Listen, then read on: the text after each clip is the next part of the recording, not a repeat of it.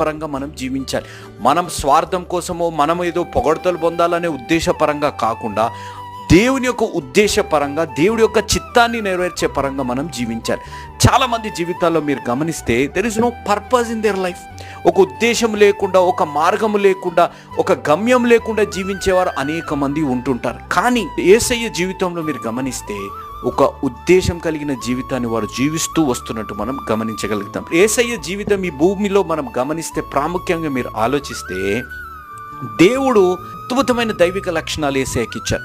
కానీ ఈ వచన పరంగా, ఈ 4వ వచన పరంగా గమనిస్తే ప్రాముఖ్యంగా 2 లక్షణాలు మనము నేర్చుకోవాల్సింది, మన జీవితాల్లో అనువహించవలసింది ఏంటిదనగా, ఆయన ఆలోచనని నియంత్రించుకునే శక్తిని యేసయ్యకి ఇచ్చారు, ఆయన మాటల్ని నియంత్రించుకునే శక్తిని యేసయ్యకి దేవుడు ఇచ్చారు అనేది మనం గమనించాలి. ఆయన కుమారుణ్ణి the control on his mind and the control